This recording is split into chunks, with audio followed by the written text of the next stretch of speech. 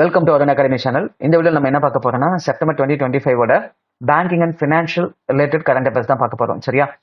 இதை வந்து நம்ம ஒரு 5 ஹெட்டிங்கா பார்க்க போறோம். ஒன்னு என்னன்னா ஆர்பிஐ சர்க்குலர் ரிலேட்டட் நியூஸ், ரெண்டாவதா banking and fintech related news, மூணாவது IRDAI and insurance sector related news, நாலாவது SEBI and capital markets related news, அஞ்சாவது other financial index economics and business news. இது போல நம்ம ஒரு 5 ஹெட்டிங்ல பார்க்க போறோம். சரிங்களா? உங்களுக்கு இதுக்கு முன்னாடி நடந்த மெயின்ஸ் எக்ஸாம் கிட்டத்தட்ட ஒரு 60% இருந்து 70% கொஸ்டின் வரைக்கும் இந்த 5 டாபிக்ல தான் கேட்டிருக்காங்க. சரிங்களா? அடுத்து வந்து பாத்தீங்கன்னா லாஸ்ட் 3 மந்த் நல்லா பார்த்து வச்சுக்கோங்க. சரியா? மொத்தமா நமக்கு 6 மாசம் தெரிஞ்சிருந்தா பெஸ்ட்டுங்க. சரிங்களா? இப்பதான் நான் படிக்க ஆரம்பிக்க போறேன். நான் இப்போ வந்து எஸ்பிஐ கிளர்க்கு ப்ரிலிம்ஸ் கிளியர் பண்ணிட்டேன். நான் மெயின்ஸுக்கு ப்ரிப்பேர் பண்ணணும். ஆனா ரொம்ப ஷார்ட் டைம் தான் இருக்கு, ஒரு 10 நாள் தான் இருக்கு அப்படின்னா நாம அதுக்குள்ள என்ன பண்ணலாம் அப்படின்னா கடைசி 3 மாசம். சரிங்களா? எந்தெந்த மாசம் பார்த்துக்கலாம்னா ஆகஸ்ட், செப்டம்பர், அக்டோபர். நான் ஆகஸ்ட் மந்த்துக்கு ஆல்ரெடி வீடியோ போட்டிருப்பேன். சரியா? அதுக்கான லிங்க்கும் இந்த வீடியோட டிஸ்கிரிப்ஷன்ல கொடுக்குறேன், நீங்க பாருங்க. சரியா? இப்போ நம்ம பார்க்க போறது செப்டம்பர் மந்த். இந்த வீடியோவில் நம்ம பர்டிகுலரா பார்க்க போறது என்ன அப்படின்னு பாத்தீங்கன்னா இந்த ஃபர்ஸ்ட் நியூஸ். சரிங்களா? ஆர்பிஐ சர்க்குலேட்டட் நியூஸ் தான் பார்க்க போறோம். சரிங்களா? இப்போ வந்து பாத்தீங்கன்னா என்னென்ன மாசம் சொன்னவங்களுக்கு கடைசி 3 மாசம் என்னென்ன ஆகஸ்ட், செப்டம்பர், அக்டோபர், இந்த 3 மந்த்தை நல்லா பார்த்து வச்சுக்கோங்க. இதுல வெயிட்டேஜ் கண்டிப்பா அதிகமா கொடுக்க வாய்ப்பு இருக்கு. சரியா? இப்போ ரீசெண்டா நடந்த எல்லா எக்ஸாம்லயும் பாத்தீங்கன்னா உங்களுக்கு இந்த 5 ஹெட்டிங்ல தான் அதிகப்படியான கொஸ்டின்ஸ் வந்திருக்கு. சரியா? இதுவும் தேவை, கரண்ட் அஃபேர்ஸ் ரிலேட்டடும் தேவை, மற்ற கரண்ட் அஃபேர்ஸ்லாம் இருக்கு இல்லையா, அதுவும் தேவை. சரிங்களா? இந்த sports related news, appointments, national international news, books, authors. நம்ம புக்ஸ் அண்ட் ஆத்தர்ஸ்லாம் வந்து பாத்தீங்கன்னா பெரும்பாலும் இப்போ கேட்கறது இல்லை. முன்னாடிலாம் ஒரு சில சமயம் கேட்டிருக்காங்க, ஃப்ரீக்வன்சி கொஞ்சம் கம்மி பண்ணிக்கிட்டாங்க. சரிங்களா? அதுல வந்து கேட்கறாங்க. ஸ்ட்ராட்டஜிக்காக வந்து பாத்தீங்கன்னா ஒரு 1 or 2 கொஸ்டின்ஸ் தான் வந்துட்டு ஜெனரல் கரண்ட் அஃபேர்ஸ் வந்து கேட்கறாங்க. சரிங்களா? ரொம்ப ரொம்ப டெப்த்தாலாம் அது போறது இல்லை. அது வந்து பாத்தீங்கன்னா கடைசி ஒரு 6 மாசம் பார்க்கணும். சரிங்களா? அதுல உங்களுக்கு வந்து பாத்தீங்கன்னா வெயிட்டேஜ் வந்துட்டு ஒரு 30 to 40% தான் அதிகபட்சம் கொடுக்குறாங்க. சரிங்களா? முடிஞ்ச அளவுக்கு ஃபர்ஸ்ட் இதை முடிச்சிடுங்க. ஃபர்ஸ்ட் ப்ரிஃபரன்ஸ் வந்து இந்த 5 ஹெட்டிங்கை முடிச்சிடுங்க. அதுக்கப்புறம் உங்களுக்கு வந்துட்டு டைம் சஃபிஷியண்டா இருக்கிற மாதிரி தோணுச்சுன்னா அடுத்ததை பாருங்க. சரிங்களா? ரைட். இன்னைக்கு நம்ம பார்க்க போறது இதுல என்ன அப்படின்னு பாத்தீங்கன்னா ஆர்பிஐ சர்க்குலர் நியூஸ். சரிங்களா? நார்மலா இது ஒரு வீடியோல முடிச்சிடலாம். இதுக்கும் கண்டிப்பா ஒரு வீடியோ தேவைப்படும். இது ரெண்டுக்கும் சேர்த்து ஒரு வீடியோ, அண்ட் தென் இதை வந்துட்டு நம்ம ஒரே கிளாஸ்ல முடிச்சிடலாம். சரியா? மோஸ்ட் ப்ராபபிளி இதை ஒரு 4 கிளாஸ்ல முடிச்சிடலாம். ஏன்னா வெயிட்டேஜ் அதிகம் அப்படிங்கிறதுனால. சரிங்களா? கண்டிப்பா இந்த செப்டம்பர் மந்த்ல இருந்து இந்த 5 கண்டென்ட்ல இருந்து மட்டும் நீங்க குறைஞ்சது ஒரு 5 கொஸ்டின், அதிகபட்சம் ஒரு 7 கொஸ்டின் வரைக்கும் எதிர்பார்க்கலாம். சரிங்களா? ரைட். இப்போ நம்ம பார்க்க போறது ஆர்பிஐ சர்க்குலர் ரிலேட்டட் நியூஸ் தான் பார்க்க போறோம். சரிங்களா? ரைட். இப்போ பாருங்க, ஃபர்ஸ்ட் என்னன்னா சந்திருப்தி சிவிர். இது வந்து பாத்தீங்கன்னா இந்த financial national white financial inclusion campaign இருக்கு இல்லைங்களா, அதுல ஒரு பகுதி. இது யாரெல்லாம் வந்து நடத்துனாங்க அப்படின்னா இந்த கவர்மெண்ட் பேங்க்ஸ்லாம் இருக்கு இல்லைங்களா, அவங்களாம் சேர்ந்து தான் வந்துட்டு இந்த கேம்பெயின் நடத்திருக்காங்க. இந்த கேம்பெயினோட நோக்கம் என்ன அப்படின்னு பாத்தீங்கன்னா ஃபினான்ஷியல் இன்க்ளூஷன் வந்துட்டு எப்படி நம்ம இன்க்ரீஸ் பண்றது. சரியா? அதாவது ஃபினான்ஷியல் இன்க்ளூஷன் என்ன சொல்லுவோம் அப்படின்னா எங்கெல்லாம் வந்துட்டு பாத்தீங்கன்னா ஃபினான்ஷியல் சர்வீசஸ் வந்துட்டு ப்ராப்பரா ரீச் ஆகாத இடமா இருக்கும், அல்லது வந்து இந்த லோ இன்கம் குரூப் பீப்புள்ஸ்லாம் இருப்பாங்களா, பீப்புள்ஸ் அண்ட் பிசினஸ்லாம் இருக்கு இல்லைங்களா, அவங்களுக்கு வந்து பாத்தீங்கன்னா ஃபினான்ஷியல் ப்ராடக்ட்ஸ் அல்லது சர்வீசஸை ரொம்ப ஆஃபோர்டபுள் காஸ்ட் அல்லது வந்து லோ காஸ்ட் அல்லது வந்துட்டு ஃப்ரீயா கூட கொடுக்குறது. இதைத்தான் நம்ம என்னன்னு சொல்லுவோம் அப்படின்னு பாத்தீங்கன்னா ஃபினான்ஷியல் இன்க்ளூஷன் சொல்லுவோம். சரியா? யாருக்கெல்லாம் வந்துட்டு ஃபினான்ஷியல் ப்ராடக்ட் வந்துட்டு சரியா ரீச் ஆகாம இருக்கோ அவங்களும் வந்துட்டு அந்த ஃபினான்ஷியல் சர்வீசஸ் வந்துட்டு பயன்படுத்துற வகையில வந்துட்டு அவங்களுக்கு தகுந்த மாதிரி விலை குறைவாவோ அல்லது ஃப்ரீயாவோ கொடுக்குறது. சரியா? அதை தான் நம்ம என்ன சொல்லுவோம் அப்படின்னா ஃபினான்ஷியல் இன்க்ளூஷன் அப்படின்னு நம்ம சொல்லுவோம். சரிங்களா? ரைட். இந்த கேம்பெயின்ல வந்துட்டு ஆர்பிஐ கவர்னர் சஞ்சய் மல்கோத்ரா இருக்காரு இல்லைங்களா, அவரு எதெல்லாம் ஃபோக்கஸ் பண்ணிருக்காரு அப்படின்னு பாத்தீங்கன்னா எதெல்லாம் வந்துட்டு இன்சிஸ்ட் பண்ணி சொல்லிருக்காரு அப்படின்னா ஓப்பனிங் நியூ அக்கௌண்ட்ஸ், அடுத்தது enrolment in social security and updating KYC, இதை பத்தி பேசியிருக்காரு. சரியா? இப்ப ஓப்பனிங் நியூ அக்கௌண்ட்ஸை பத்தி பேசும்போது இந்த பிரதான் மந்திரி ஜன்தன் யோஜனா இதை பத்தி ஹைலைட் பண்ணி பேசியிருக்காரு. சரியா? இது ஆரம்பிச்ச இந்த 11 வருஷத்துல மட்டும் கிட்டத்தட்ட 55 crores 55 கோடி அக்கௌண்ட்ஸ் வந்துட்டு இது மூலமா ஓபன் பண்ணி கொடுத்துருக்கோம். இது வந்து ஃபினான்ஷியல் இன்க்ளூஷனுக்கு ரொம்பவே சப்போர்ட்டா இருந்திருக்கு அப்படின்னு சொல்லியிருக்காரு. சரியா? இதுல வந்து இதை பத்தி குறிப்பா பேசணும்னா இந்த பேசிக் சேவிங்ஸ் பேங்க் டெபாசிட் அக்கௌண்ட், இந்த கொஸ்டின்லாம் பாத்தீங்கன்னா அடிக்கடி கேட்பாங்க. உங்களுக்கு வந்து பாத்தீங்கன்னா பெரும்பாலும் ஒரு 4 கொஸ்டின் பேப்பர் எடுத்து பாக்குறீங்கன்னா அட்லீஸ்ட் ஒரு 2 கொஸ்டின் பேப்பர்லயாச்சும் இந்த பேசிக் சேவிங்ஸ் பேங்க் டெபாசிட் அக்கௌண்ட் இருக்கும். சரியா? அது ஒரு ஸ்ட்ராட்டஜிக்காவா இருந்தாலும் அடிக்கடி கேட்டுட்டே தான் இருக்காங்க. சரிங்களா? இது வந்து முன்னாடி என்னவா இருந்துச்சு அப்படின்னா நோ ஃப்ரில் அக்கௌண்டா இருந்துச்சு. நோ ஃப்ரில் அக்கௌண்ட்னு சொல்லுவோம். சரியா? அல்லது ஜீரோ பேலன்ஸ் அக்கௌண்ட்னு சொல்லுவோம். அதை நம்ம இப்ப என்னன்னு சொல்றோம், பேசிக் சேவிங்ஸ் பேங்க் டெபாசிட் அக்கௌண்ட் அப்படின்னு நம்ம சொல்லுவோம். சரியா? இப்ப இந்த அக்கௌண்ட்ல வந்து பாத்தீங்கன்னா இன்னொரு அக்கௌண்ட் இருக்கு. என்னன்னா இதுலயே ஸ்மால் அக்கௌண்ட் ஒன்று இருக்கு. பேசிக் சேவிங்ஸ் பேங்க் டெபாசிட் அக்கௌண்ட்லயே ஸ்மால் அக்கௌண்ட். இந்த ஸ்மால் அக்கௌண்ட் பொறுத்தவரைக்கும் என்ன பெனிஃபிட் அப்படின்னா அந்த கேஒய்சின்னு சொல்லுவோம்ல, நோ யுவர் கஸ்டமர்னு சொல்லுவோம்ல, கேஒய்சி. அது வந்துட்டு இந்த ஸ்மால் அக்கௌண்ட்ல சில எக்ஸாம்ஷன் இருக்குங்க. சரிங்களா? ப்ராப்பரா கேஒய்சி கொடுக்கணும்னு அவசியம் இல்லை. சரியா? இப்போ ஒரு அக்கௌண்ட் ஓப்பன் பண்றோம் அப்படின்னா நம்ம கண்டிப்பா வந்துட்டு வேலிட் ஐடி ப்ரூஃப் கொடுக்கணும் இல்லையா, அஃபிஷியலி வேலிட் டாக்குமெண்ட் கொடுக்கணும். இப்ப இதுல ஓப்பன் பண்ணும்போது அது தேவையில்லைங்க. சரியா? அப் டு 12 மந்த் வரைக்கும் நம்ம எதுவும் கொடுக்க தேவையில்லை. அனதர் ஒரு 12 மந்த் நம்ம அந்த அக்கௌண்ட்டை எக்ஸ்டெண்ட் பண்ணணும் அப்படின்னா இந்த அஃபிஷியல் வேலிட் டாக்குமெண்ட் அப்ளை பண்ணிருப்போம்ல, ஒரு பேன் கார்டு அப்ளை பண்ணிருப்போம், அதுக்கு ஒரு ப்ரூஃப் இருக்கும், அல்லது ஆதார் அப்ளை பண்ணியிருந்தா அதுக்கு ஒரு ப்ரூஃப் கொடுப்பாங்க. இப்போ டிரைவிங் லைசன்ஸ் அப்ளை பண்றோம்னா அதுக்கு ஒரு ப்ரூஃப் கொடுப்பாங்க. அந்த ப்ரூஃபை காமிச்சு இன்னும் ஒரு 12 மந்த், ஆக மொத்தம் நீங்க 24 மந்த் வந்துட்டு இந்த ஸ்மால் அக்கௌண்ட்டை நீங்க வேலிடேட் பண்ணிக்கலாம். சரியா, இதுல வச்சுக்கலாம், கணக்குல வச்சுக்கலாம். அதுக்கப்புறமும் நீங்க எக்ஸ்டெண்ட் பண்ணணும் அப்படின்னா கண்டிப்பா ஏதாவது ஒரு அபிஷியலி வேலிட் டாக்குமெண்ட் தரணும். ஆதாரோ பேனோ இது மாதிரி கொடுத்தா நம்ம எக்ஸ்டெண்ட் பண்ணிக்கலாம். சரிங்களா, அது வேற என்னென்னலாம் இந்த பேசிக் சேவிங்ஸ் பேங்க் டெபாசிட் அக்கௌண்ட்ல கேட்கறாங்க அப்படின்னு பாத்தீங்கன்னா, கவனிங்க, இது கேட்பாங்க. மந்த்லி வித்ட்ராயல் லிமிட் என்ன அப்படின்னு கேட்பாங்க. இதுக்கு பாத்தீங்கன்னா 10,000 ருபீஸுங்க. மந்த்லி வித்ட்ராயல் லிமிட் வந்துட்டு 10,000 ருபீஸ். அதே மாதிரி வந்து பாத்தீங்கன்னா இது எல்லாமே டிரான்ஸ்ஃபர் பண்ணிருக்கலாம். ஆன்லைன் டிரான்ஸ்ஃபர், வித்ட்ராயல், ஃபினான்ஷியல்ல நம்ம ஏதாவது ஒரு ஆன்லைன் டிரான்சாக்ஷன் பண்ணியிருந்தாலும் அது இதுல அடங்கும். அதே மாதிரி நம்ம ஏதாவது ஃபண்ட் வித்ட்ராயல் பண்ணியிருந்தாலும் இதுல அடங்கும். சரியா, அதே மாதிரி வந்து பாத்தீங்கன்னா இந்த நம்பர் ஆஃப் ஏடிஎம் வித்ட்ராயல் சொல்லுவோம் இல்லைங்களா, அது வந்துட்டு எத்தனை அலோட் பண்றாங்க அப்படின்னு பாத்தீங்கன்னா பெர் மந்த் 4 வித்ட்ராயல் வந்துட்டு ஃப்ரீயா கொடுக்குறாங்க. சரியா, சில பேங்க்ஸ் மேக்ஸிமம் நம்பர் ஆஃப் கூட கொடுக்கலாம். அது ஒவ்வொரு பேங்கோட இதை பொறுத்து, அவங்களோட ரூல்ஸ் அண்ட் ரெகுலேஷன்ஸை பொறுத்து அவங்க வேணும்னு கூட அதிகமாக கொடுக்கலாம். சரி, அது பேங்க் தான் அதை டிசைட் பண்ணுவாங்க. நார்மலா வந்துட்டு ஆர்பிஐயோட நோட்டிபிகேஷன் படி 4 வந்துட்டு மேக்ஸிமம் லிமிட் கொடுப்பாங்க. சரிங்களா, அது வந்து பாத்தீங்கன்னா மந்த்லி பேலன்ஸ் லிமிட் வந்து பாத்தீங்கன்னா 50,000. மந்த்லி பேலன்ஸ் லிமிட் வந்து பாத்தீங்கன்னா 50,000. சரிங்களா, அதே மாதிரி ஆனுவல் கிரெடிட் லிமிட். சரியா, ஒரு வருஷத்துக்கு நம்ம அதில் அதிகபட்சமா நம்ம டெபாசிட் பண்ணக்கூடிய தொகை என்னவா இருக்கலாம் அப்படின்னா அதை நம்ம ஆனுவல் கிரெடிட் லிமிட்னு சொல்லுவோம். அது வந்து பாத்தீங்கன்னா 1 லட்ச ரூபா வரைக்கும்ங்க. இதெல்லாம் அப்பப்ப கேட்பாங்க. சரிங்களா, அந்த 10,000 ரூபா வந்து மந்த்லி வித்ட்ராயல் லிமிட், இந்த 50,000 ரூபாய் என்ன அப்படின்னு பாத்தீங்கன்னா மந்த்லி பேலன்ஸ் லிமிட், இதுக்கு மேல எக்ஸிட் ஆகக்கூடாது. சரிங்களா, அது 1 லட்ச ரூபாய் என்ன அப்படின்னு பாத்தீங்கன்னா ஆனுவல் கிரெடிட் லிமிட். இதெல்லாம் வந்து ஜெனரலா கேட்பாங்க. சரிங்களா, இதெல்லாம் தெரிஞ்சு வச்சுக்கோங்க.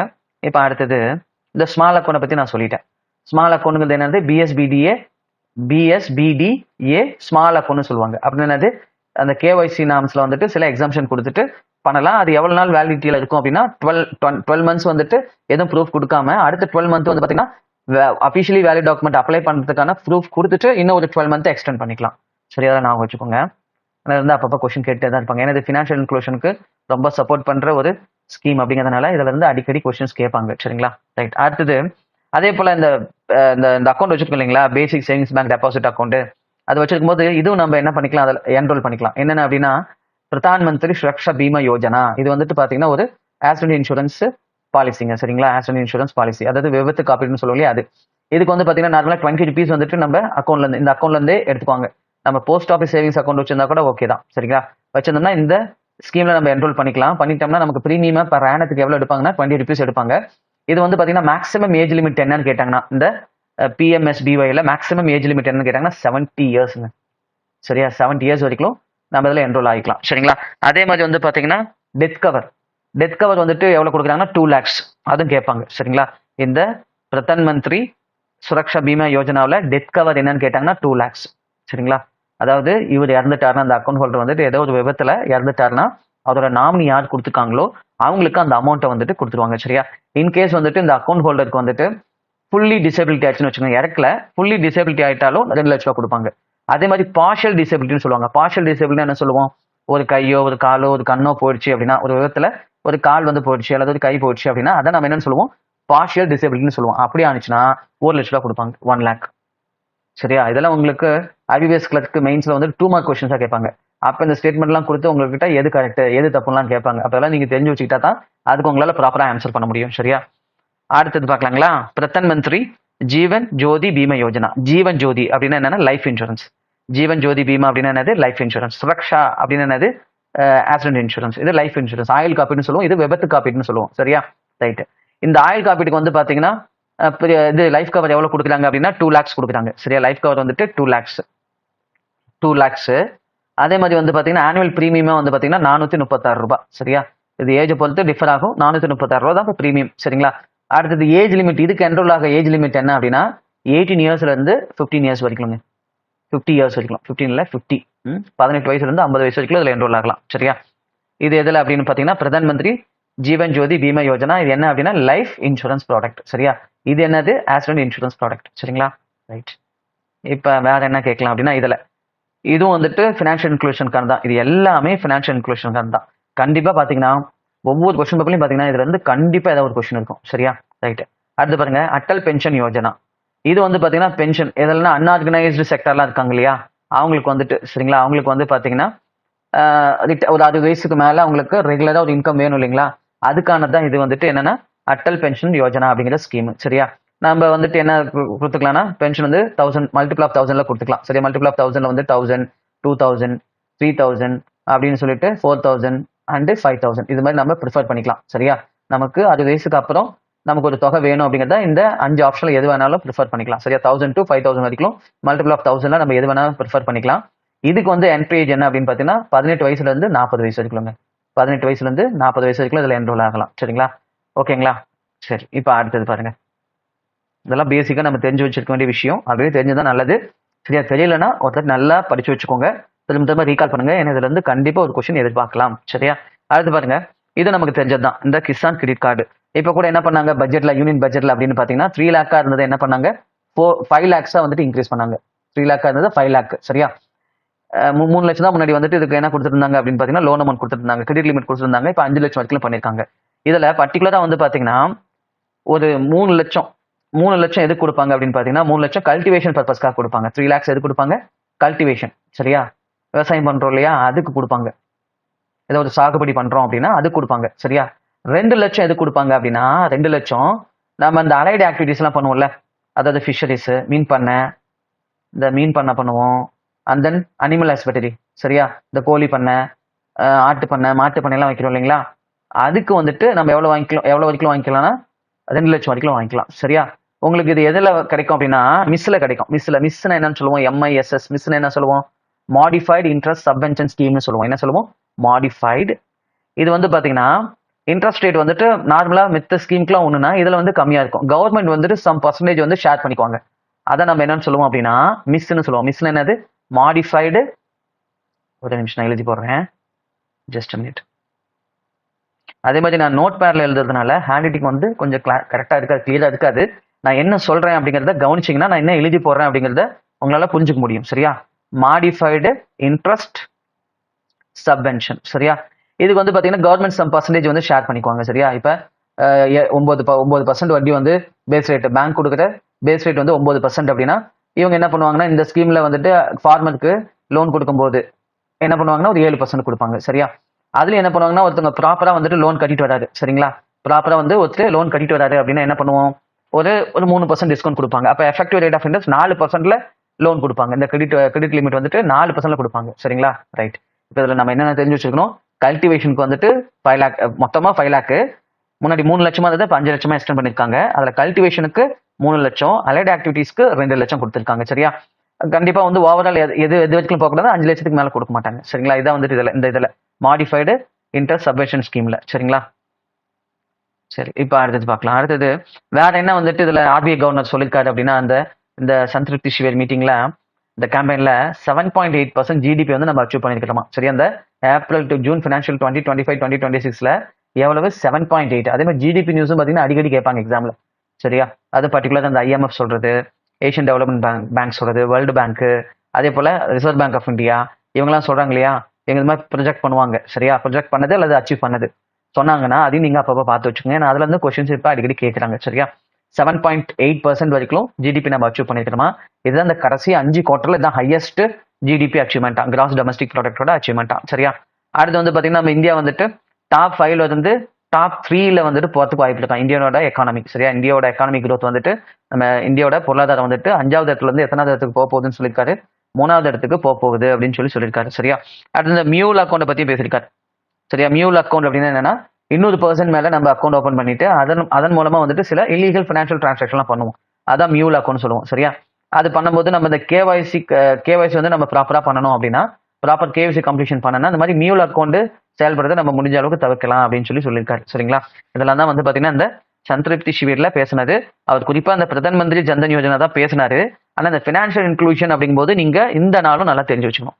சரியா, இதுல இருந்து உங்களுக்கு கொஸ்டின்ஸ் கேட்கறதுக்கான வாய்ப்பு இருக்கு.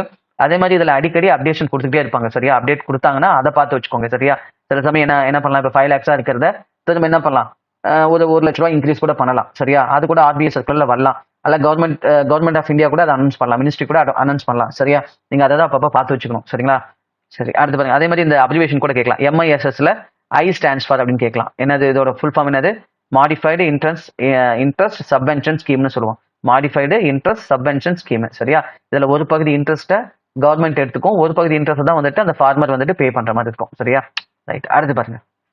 அடுத்தது private corporate இன்வெஸ்ட்மெண்ட்டுங்க growth in 2024 to 2025 and outlook for 2025 to 2026.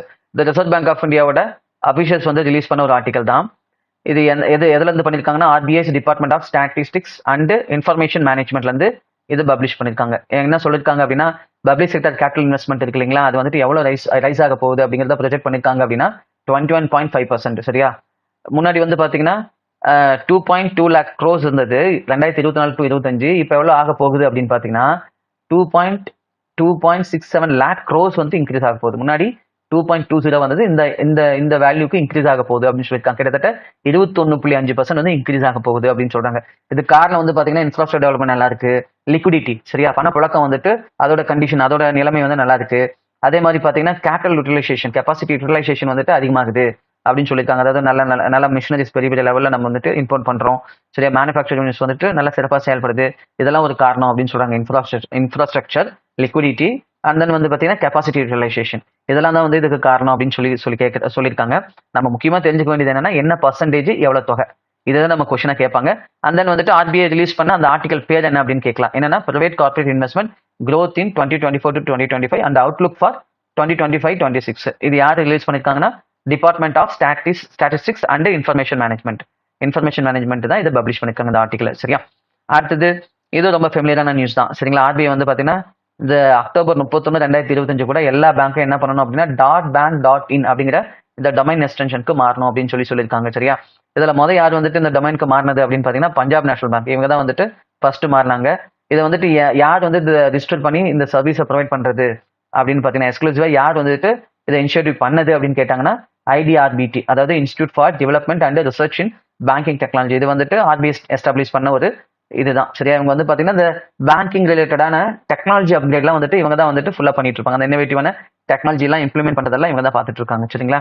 இவங்க தான் வந்துட்டு பாத்தீங்கன்னா இதை ஃபுல்லா என்ன பண்ணி கொடுப்பாங்க, இந்த அட்ரஸ் வந்து ரிஜிஸ்டர் பண்ணி ஃபுல்லா வந்து மேனேஜ் பண்ணி கொடுக்குறது எல்லாம் யார் அப்படின்னு பாத்தீங்கன்னா இவங்க தான் ஐடிஆர்பிடி தான் சரிங்களா. ரைட், இது எதுக்காக இந்த ஐடி இப்படி மாற்ற சொல்லியிருக்காங்க அப்படின்னா சைபர் கிரைம் செக்யூரிட்டி இருக்கு இல்லையா, சைபர் செக்யூரிட்டியை ஸ்ட்ரென்த் பண்ணி மக்களுக்கு வந்துட்டு அந்த டிஜிட்டல் டிரான்சாக்ஷன், அதாவது ஃபினான்ஷியல் டிஜிட்டலா பண்றோம்ல ஃபினான்ஷியல் டிரான்சாக்ஷன், அது மேல மக்களுக்கு நம்பிக்கை வரணும்.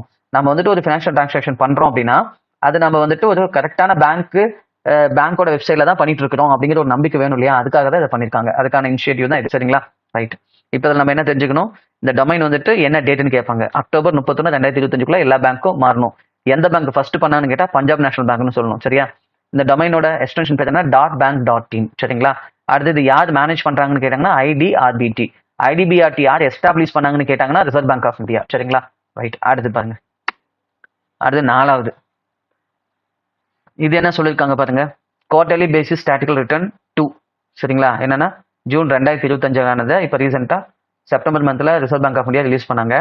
இதுல என்ன சொல்லியிருக்காங்கன்னா பப்ளிக் செக்டர் பேங்க்ஸ் இருக்கு இல்லைங்களா, அவங்களோட growth வந்துட்டு எவ்வளவு இருக்கு அப்படின்னா டெபாசிட் மொபைலைஸ் பண்ணது 10.2%. அதே பிரைவேட் செக்டர் பேங்கோட growth ரேட் வந்து பாத்தீங்கன்னா 12.4%. இவங்க அதிகமா டெபாசிட் மொபைலைஸ் பண்றாங்க சரியா. இப்ப ரெண்டு பேர்ல யார் அதிகமா டெபாசிட்ஸ் அதிகமா பொதுமக்கள் இருந்து கலெக்ட் பண்றாங்க அப்படின்னு கேட்டாங்கன்னா பிரைவேட் செக்டர் பேங்க்ஸ் தான் சரியா. அடுத்து டாப் 5 ஸ்டேட்ஸ் இதெல்லாம் வந்துட்டு அதிக டெபாசிட்ஸ் மொபைலைஸ் பண்ணி வச்சிருக்காங்க அப்படின்னு பாத்தீங்கன்னா இந்த 5 ஸ்டேட்ஸ் மகாராஷ்டிரா, டெல்லி, கர்நாடகா, உத்தரப்பிரதேசம் அண்ட் தமிழ்நாடு. இவங்க மட்டும் கிட்டத்தட்ட 54.3% டோட்டல் டெபாசிட்ல இவங்க கிட்ட இருக்கு. இவங்களோட டெபாசிட் தான் சரி. இந்த 5 ஸ்டேட்ல இருந்து மட்டும்தான் இந்தியாவில் அதிகப்படியான டெபாசிட்ஸ் வந்து கலெக்ட் ஆயிருக்குன்னு சொல்றாங்க. அடுத்து ஹவுஸ் ஹோல்டு வந்து பாத்தீங்கன்னா இந்த குடும்பங்கள் வந்துட்டு எவ்வளவு டெபாசிட் பண்ணிருக்காங்க அப்படின்னு பாத்தீங்கன்னா 47.8% சரியா. ரைட், அடுத்தா பாருங்க sub committee for the financial stability and development council சரிங்களா. Sub committee financial stability and development council இது செப்டம்பர் மந்த்ல தான் ரிசர்வ் பேங்க் ஆஃப் இந்தியா நடத்தினாங்க சரி. அதுல எதை பத்தி பேசியிருக்காங்க அப்படின்னா பர்டிகுலரா national strategy for financial inclusion 2025 to 30 சரியா. நம்மகிட்ட NSFI அப்படின்ட்டு F ஸ்டாண்ட்ஸ் ஃபார் என்னன்னு கேட்கலாம் சரியா, அல்லது N ஸ்டாண்ட்ஸ் ஃபார் என்னன்னு கேட்கலாம். இந்த மாதிரி சில சமயம் கேட்பாங்க சரி. இதை பத்தி பேசியிருக்காங்க. அதாவது 2025 இருந்து 2030 எந்த அளவுக்கு வந்து நம்ம ஃபினான்ஷியல் இன்க்ளூஷனை இம்ப்ளிமெண்ட் பண்றதுக்கு சரியா, என்னென்ன மாதிரியான பிளானிங்லாம் நம்ம பண்ணலாம் ஃபியூச்சர்ல அப்படிங்கிறது தான் இவங்க ஒரே டிஸ்கஷனா வச்சிருக்காங்க. And then simplification of KYC process சரியா. நோ யுவர் கஸ்டமர் ப்ராசஸ் வந்துட்டு இன்னும் வேற எப்படிலாம் வந்து நம்ம சிம்பிளிஃபிகேஷன் பண்ணலாம் சரி, இது மாதிரி நம்ம எளிமைப்படுத்தலாம் அப்படின்னு சொல்லி பண்ணிட்டு இருக்கோம் சரியா.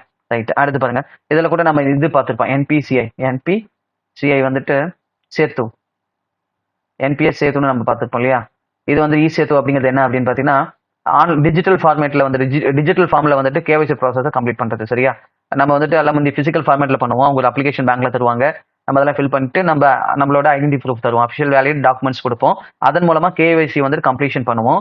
இப்போ என்ன பண்ணிருக்காங்க அப்படின்னா இ-சேது அப்படிங்கிறது NPC national payment corporation of India launch பண்ண இ-சேது மூலமா என்ன பண்ணலாம் அப்படின்னு பாத்தீங்கன்னா டிஜிட்டல் ஃபார்மேட்ல கேஒய்சி கம்ப்ளீஷன் பண்ணலாம் அப்படிங்கறத இப்போ இனிஷியேட்டிவ் பண்ணிட்டு வந்துட்டு இருக்காங்க. சரியா, அடுத்து பாருங்க, இந்த டிபிஎஸ் பேங்க் இருக்கு இல்லைங்களா, India gets agency bank status to collect GST payment. சரியா, ஜிஎஸ்டி பேமெண்ட் கலெக்ட் பண்றதுக்கு ஏஜென்சி பேங்க் ஸ்டேட்டஸ் வந்துட்டு யார் வாங்கியிருக்காங்கன்னா டிபிஎஸ் பேங்க். சரியா, டெவலப்மெண்ட் பேங்க் ஆஃப் சிங்கப்பூர் வாங்கியிருக்காங்க.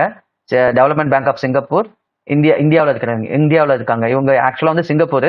இந்த பேங்க் இந்தியா இருக்கு இல்லையா, development bank of India, DBS bank India, இது வந்துட்டு இந்தியாவில் இன்கார்பரேட் ஆன முதல் பேங்க். இன்கார்பரேட்னா ரிஜிஸ்டர் பண்ண. சரியா, இந்தியாவில் ரிஜிஸ்டர் பண்ணிட்டு ஃபுல்லாவே வந்துட்டு என்னன்னு சொல்லுவோம் அப்படின்னா இதை ஹோலி ஓன்டு சப்சிடரி ஸ்ட்ரக்சர்னு சொல்லுவோம். சரியா, WOS ஸ்ட்ரக்சர் அப்படின்னு சொல்லுவோம். சரியா, இப்ப WOS ஸ்ட்ரக்சர்ல ஒரு ஃபாரின் பேங்க் இந்தியாவில் மொத ஜிஎஸ்டி கலெக்ஷனுக்கு ஏஜென்சி பேங்க் ஸ்டேட்டஸ் வாங்கியிருக்கிற பேங்க்கும் இந்த டிபிஎஸ் தான். சரியா, கொஸ்டின் கேட்பாங்க, எந்த பேங்க் வந்துட்டு இந்த ஹோலி ஓன்டு சப்சிடரி ஸ்ட்ரக்சர்ல ஒரு ஃபாரின் பேங்க் வந்துட்டு இந்தியாவில் மொத ஏஜென்சி பேங்க் ஸ்டேட்டஸை வாங்கியிருக்காங்க அப்படின்னு கேட்டாங்கன்னா டிபிஎஸ் பேங்க். சரியா, டிபிஎஸ் பேங்க் இந்தியா, இதை நம்ம சொல்லணும். சரிங்களா, ரைட்.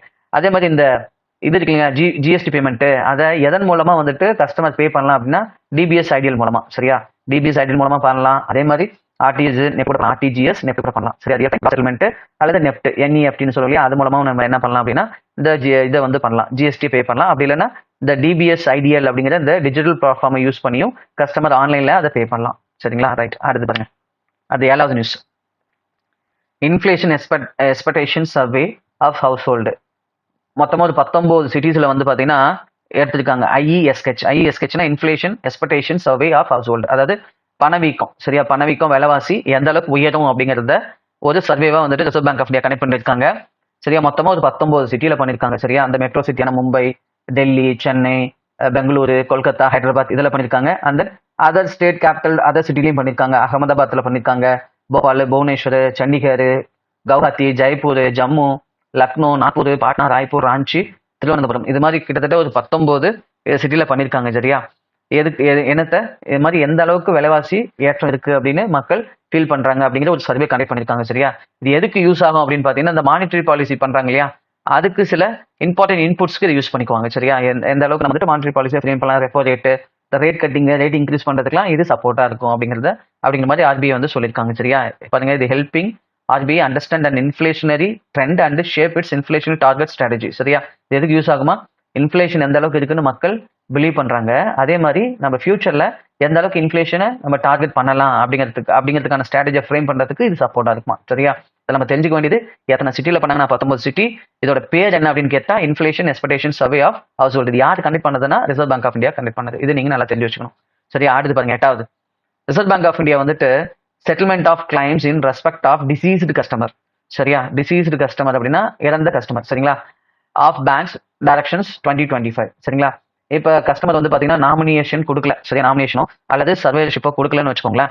அவங்க வந்துட்டு அவர் இறந்துட்டாருன்னா, சரி, அந்த கஸ்டமர் வந்துட்டு நாமினியும் கொடுக்கல அவர் அக்கௌண்ட்ல, அதே மாதிரி சர்வேஷிப்பும் கொடுக்கல, அவர் இறந்துட்டாரு அப்படின்னா அவர் அக்கௌண்ட்ல இருக்கிற பணத்தை வந்து செட்டில் பண்றதுக்கான சில டைரக்ஷன்ஸ் வந்துட்டு reserve bank of India banks சொல்லியிருக்காங்க. சரியா, இது எதுக்குள்ள இம்ப்ளிமெண்ட் பண்ணணும் அப்படின்னா not later then March 31st 2026, அதாவது அடுத்த வருஷம் மார்ச் மாசம் 31ஆம் தேதிக்குள்ள இதை இம்ப்ளிமெண்ட் பண்ணிருக்கணும். இதுக்கப்புறம் போகக்கூடாது அப்படின்னு சொல்லி பேங்க் சொல்லியிருக்காங்க. சரியா, பேங்க்கு ரிசர்வ் பேங்க் ஆஃப் இந்தியா சொல்லியிருக்காங்க.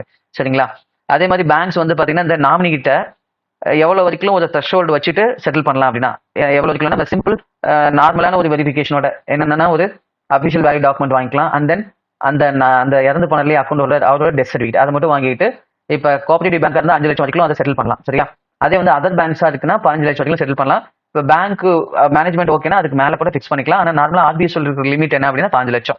சரிங்களா, அடுத்து வந்து பாத்தீங்கன்னா கிளைம் வந்துட்டு அதுக்கு மேல போகுதுன்னா, சரியா, 5 லட்சத்துக்கு மேல போகுதுன்னா எக்ஸ்ட்ரா என்ன வாங்கணும் அப்படின்னா அந்த டெத் சர்டிஃபிகேட், லீகல் சர்டிஃபிகேட் வாங்கிக்கணும். சரியா, டெத் சர்டிஃபிகேட் இது கொடுத்தணும், லீகல் சர்டிஃபிகேட் வாங்கிக்கணும். அந்த லீகல் ஹையர் சொல்லுவோம் இல்லையா, லீகல் சர்டிஃபிகேட்னு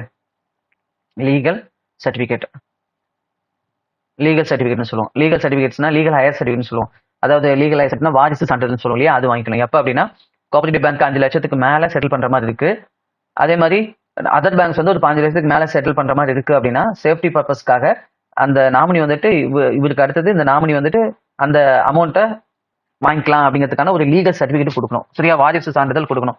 கொடுத்துட்டு என்ன பண்ணிக்கலாம் அப்படின்னா அதுக்கு மேல இருக்கிற தொகையை செட்டில் பண்ணலாம். சரியா, இன்கேஸ் வந்துட்டு அந்த நாமினிக்கு வந்துட்டு பேங்க் ஒரு 5 நாளைக்குள்ள கொடுக்கல அப்படின்னா, சரியா 5 நாளைக்கு மேல எக்ஸ்டெண்ட் பண்ணிட்டே போறாங்க அப்படின்னா ஒவ்வொரு நாளைக்கும் bank rate plus 4% interest charge பண்ணுவாங்க. சரிங்களா, கஸ்டமருக்கு அவங்க வந்துட்டு பேங்க் காம்பன்சேஷனா கொடுக்கணும். சரியா, இன்கேஸ் லாக்கர்ல இருக்கிற பொருள் ஆர்டிகல்ஸ் வந்துட்டு லாக்கர்ல வந்துட்டு பொருளோ ஏதோ ஒன்று இருக்கு, பிசிக்கல் திங்ஸ் இருக்குன்னா அதை வந்துட்டு அந்த பேங்க் வந்துட்டு அந்த நாமினி கொடுக்கல அப்படின்னா, அந்த ப்ரூஃப்லாம் கொடுத்தும் பேங்க் கொடுக்கல அப்படின்னா லேட் ஆகிற ஒவ்வொரு நாளைக்கும் பேங்க் வந்துட்டு பார்த்தீங்கன்னா 5000 rupees வந்துட்டு காம்பன்சேஷனாக கொடுக்கணும் அப்படிங்கிற மாதிரி ஆர்பிஐ சொல்லியிருக்காங்க டைரக்டிவ்ல. சரிங்களா, ரைட், இதெல்லாம் கேட்பாங்க.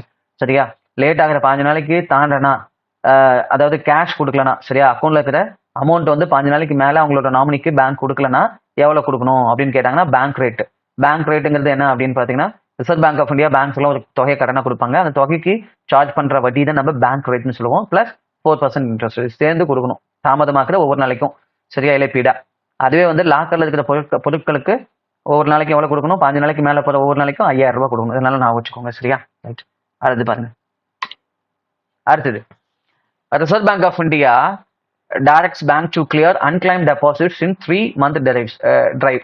சரியா, ரிசர்வ் பேங்க் ஆஃப் இந்தியா எல்லா பேங்க் வந்து பாத்தீங்கன்னா 3 மாசத்துக்குள்ள, எந்த மாசம்னா October to December, October November December இந்த 3 மாசத்துக்குள்ள, சரியா வர டிசம்பருக்குள்ள எல்லா பேங்க்கும் மோஸ்ட்லி என்ன பண்ணணும் அப்படின்னு பாத்தீங்கன்னா அந்த கஸ்டமர்ஸ் யாரெல்லாம் அன்கிளைம்டு டெபாசிட் பண்ணிருக்காங்க. அன்கிளைம்னா நம்ம ஒரு பேங்க்ல டெபாசிட் பண்ணிருப்போம், ஒரு சேவிங்ஸ் அக்கௌண்ட் ஒரு 4 அக்கௌண்ட் ஓப்பன் பண்ணிருப்போம், ஒரு பேங்க்ல அக்கௌண்ட் வச்சதே நம்ம மறந்துடுவோம். சரியா, அது போல ஒரு 10 வருஷம் அல்லது அதுக்கு மேல ஆகி போச்சுன்னா, சரி அதே மாதிரி நம்ம ஏதாவது ஒரு ஃபிக்ஸ்ட் டெபாசிட் போட்டிருப்போம், அதோட மெச்சூரிட்டி போயிட்டு ஒரு 4 வருஷம்னு வச்சுக்கோங்க. 4 வருஷத்துக்கு நம்ம டெபாசிட் பண்ணிருப்போம், 4 வருஷம் மறந்துட்டோம், திரும்ப அது ஆயிட்டு ஒரு 10 வருஷம் ஆச்சுன்னு வச்சுக்கோங்களேன். சரிங்களா, அந்த 10 வருஷம் ஆச்சுன்னா அதை தான் நம்ம என்ன சொல்லுவோம், அதாவது மெச்சூரிட்டி பீரியட் முடிஞ்சு ஒரு 10 வருஷம் ஆகுதுன்னா அதை நம்ம என்னன்னு சொல்லுவோம் அப்படின்னா அன்கிளைம்டு டெபாசிட்ஸ் அப்படின்னு நம்ம சொல்லுவோம். சரியா, இந்த அன்கிளைம் டெபாசிட்ஸ் வந்து திரும்பி கொடுக்கறதுக்காக ஒரு இது 3 month டிரைவ் வந்துட்டு reserve bank of India launch பண்ணிருக்காங்க. சரி, என்ன டூரேஷன்னா அக்டோபர் டு டிசம்பர் 2025, 3 month. சரியா, இப்போ இந்த 10 வருஷத்துக்கு அப்புறம் அந்த பேங்க்ஸ் அந்த ஃபண்டை எங்க டிரான்ஸ்ஃபர் பண்ணிடுவாங்க அப்படின்னா டெபாசிட் எஜுகேஷன் அண்ட் அவேர்னஸ் ஃபண்டுக்கு டிரான்ஸ்ஃபர் பண்ணிடுவாங்க. இது யார் இந்த ஃபண்டை மேனேஜ் பண்றது அப்படின்னா ஆர்பிஐ. சரி, எப்போ வேணாலும் அந்த கஸ்டமர் தேவைப்படும் போது திரும்ப என்ன பண்ணலாம், ப்ராப்பரான கேஒய்சி ப்ரொசீஜரை கரெக்டா சாட்டிஸ்ஃபை பண்ணிடணும். இவர் கஸ்டமர் கரெக்டா சாட்டிஸ்ஃபை பண்ணாருன்னு வச்சுக்கோங்களேன், அந்த அமௌண்ட் திரும்ப அந்த பேங்க் கொடுத்துருவாங்க. சரிங்களா, அடுத்தது இதை கஸ்டமர் எங்க போய் பார்த்துக்கலாம் அப்படின்னா உதகம் போர்ட்டல்ல போய் பார்த்துக்கலாம். உதகம் போர்ட்டல் இது வந்துட்டு ரிசர்வ் பேங்க் ஆஃப் இந்தியா தான் மேனேஜ் பண்றாங்க. இதை நம்ம என்ன சொல்லுவோம், ஃபுல் ஃபார்ம் என்னது, unclaimed deposits gateway to access information அப்படின்னு சொல்லுவோம். சரியா, இது வந்து நம்ம எந்த பேங்க்ல நம்ம டெபாசிட் பண்றோம்ட்டு ஃபுல்லாவே நம்ம டீடைல்ஸ் கொடுத்து அதில் கேட்க பேசிக் டீடைல்ஸ் கேட்கும், அதை கொடுத்து நம்ம பார்த்துக்கலாம். சரியா, அதே மாதிரி பாத்தீங்கன்னா கேஒய்சி அப்டேட்ஸ் வந்துட்டு விசிப் மூலமா பண்ணுங்க. விசிப் அப்படின்னு என்னன்னா video based customer identification process. சரியா, video based customer identification process சொல்லுவோம், அதாவது வீடியோ வெரிஃபிகேஷன் மூலமா. சரியா, நம்ம டைரக்டா வர முடியாத கஸ்டமரா இருக்காங்க அப்படின்னா அவங்களுக்கு வீடியோ மூலமா பண்ணுங்க. அல்லது பிசினஸ் கரஸ்பாண்டன்ஸ் சொல்லுவோம். பிசினஸ் கரஸ்பாண்டன்ட் அப்படின்னு என்ன சொல்லுவோம்னா அங்க ஏஜென்ட்ஸ் வச்சிருப்பாங்க, பேங்க்ல வந்துட்டு சில ஏஜென்ட்ஸ் இருப்பாங்க, இந்த மாதிரி போயிட்டு கஸ்டமருக்கு டோர் ஸ்டெப்ல போய் சர்வீஸ் கொடுக்கறதுக்காக அவங்கள வச்சு கூட நம்ம என்ன பண்ணலாம் அப்படின்னா இந்த கேஒய்சி நாம்ஸை சரி பார்த்துட்டு அவங்களுக்கான தொகை வந்துட்டு ஏதாச்சும் 10 வருஷத்துக்கு மேல இருக்கு அப்படின்னா அதை ரிட்டர்ன் பண்ணிருங்க அப்படின்னு சொல்லிட்டு ஆர்பிஐ வந்துட்டு எல்லா பேங்க்குக்கும் டைரக்ஷன் கொடுத்துருக்காங்க. சரியா, ரைட். பிசினா பிசினஸ் கரஸ்பாண்டன்ட், இது என்னால நான் வச்சுக்கோங்க. வி சிப் என்னது, video based customer identification process. சரியா, இது எதுக்காக, இந்த கேஒய்சி வந்து சிம்பிளிஃபை பண்றதுக்காக. சரியா, ஏன்னா சில கஸ்டமர் வந்துட்டு பேங்க்குக்கு வர முடியாத சுச்சுவேஷன் இருக்கலாம், அது மாதிரி வர முடியாத சுச்சுவேஷன் இருக்கும்போது நம்ம இது மாதிரி பண்ணிக்கலாம். சரிங்களா, ரைட். அடுத்து பாருங்க, 10th வந்து பாத்தீங்கன்னா இதுல நம்ம முக்கியமா தெரிஞ்சு வேண்டியது ரெகுலரா நடக்கிறது அந்த விஆர்ஆர் என்ன சொல்லுவோம்னா வேரியபிள் ரேட் ரெப்போன்னு சொல்லுவோம். வேரியபிள் இது ரெகுலராகவே வந்துட்டு பாத்தீங்கன்னா Reserve bank of India connect பண்ணி தான் இருப்பாங்க இந்த variable rate repo.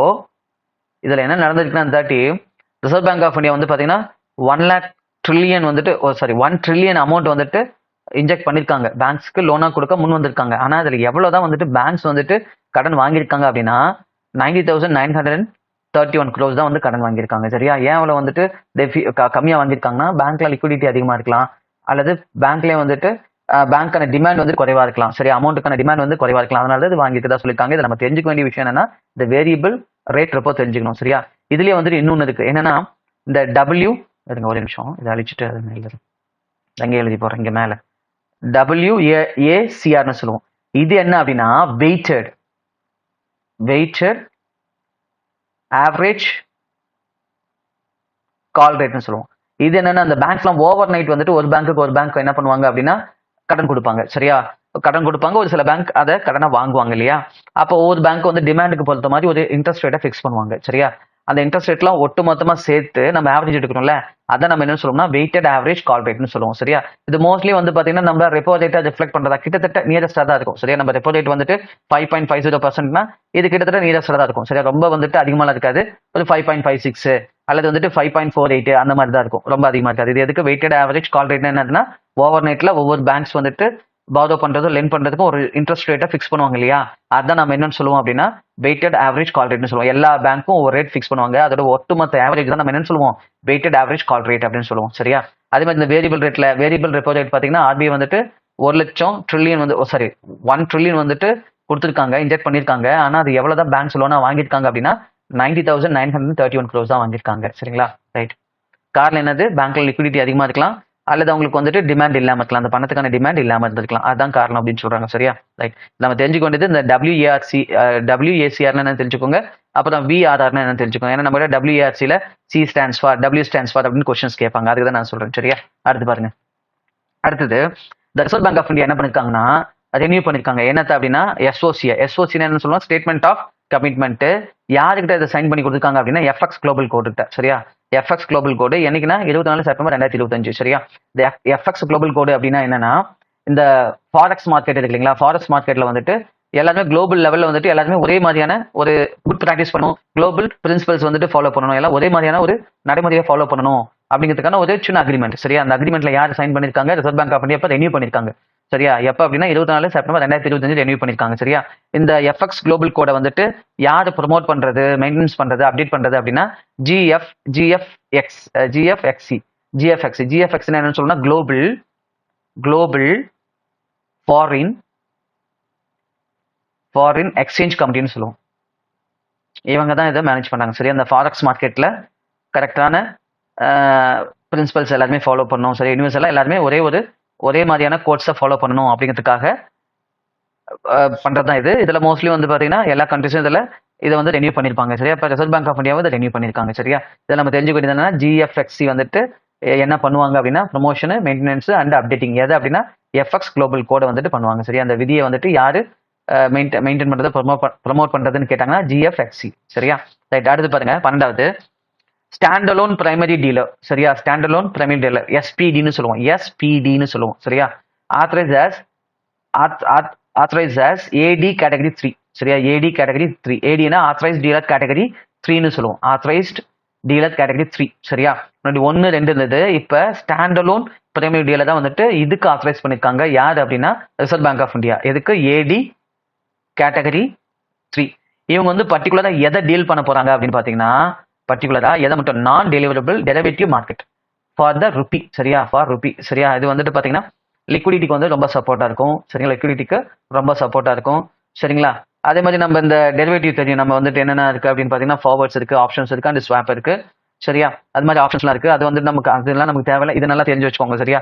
Reserve bank of India வந்துட்டு பாத்தீங்கன்னா என்ன பண்ணிருக்காங்க, ஸ்டாண்டலோன் பிரைமரி டீலர்ஸ் வந்துட்டு கொடுத்துருக்காங்க. என்ன கேட்டகரியில அப்படின்னா ஆத்தரைஸ்டு டீலர் கேட்டகரி 3ல கொடுத்துருக்காங்க. சரியா? இப்போ மற்ற பேங்க்ஸ் எல்லாம் இருக்கு இல்லைங்களா, பேங்க்ஸ் எல்லாம் சர்வீஸ் பண்றாங்களா, அதெல்லாம் எதுல இருப்பாங்க அப்படின்னா AD கேட்டகரி 1ல இருப்பாங்க. அதே மாதிரி ஃபின்டெக்ல இருக்கு இல்லைங்களா, ஃபின்டெக் அதாவது என்ன சொல்லுவோம்னா கிஃப்ட் சிட்டின்னு சொல்லுவோம். அந்த கிஃப்ட் சிட்டில இருக்கிறதெல்லாம் இருக்கு இல்லைங்களா, அது வந்து என்ன சொல்லுவோம், இன்டர்நேஷனல் ஃபினான்ஷியல் சர்வீஸ் சென்டர்னு சொல்லுவோம் இல்லையா. இவங்களும் அந்த மாதிரி பண்ணுவாங்க. என்ன பண்ணுவாங்க அப்படின்னா இந்த மாதிரி டெரிவேட்டிவ் மார்க்கெட் ஃபார் ருபிக்கு வந்து இவங்களும் பண்ணுவாங்க. இப்போ இதுக்காகவே ஒன்லி ஃபார் எதுக்கு, நான் டெலிவரபிள் டெரிவேட்டிவ் மார்க்கெட்டுக்காகவே கொண்டு வரப்பட்டது தான் எது அப்படின்னா AD கேட்டகரி 3. சரி, அதை நான் வச்சுக்கோங்க. அடுத்து பாருங்க 13ல இந்த ரிசர்வ் பேங்க் ஆஃப் இந்தியா இருக்காங்க இல்லையா, அவங்க வந்து பாத்தீங்கன்னா 100 rupees கமெமரேட்டிவ் காயின்ஸ் வந்துட்டு பப்ளிஷ் பண்ணிருக்காங்க. சரியா?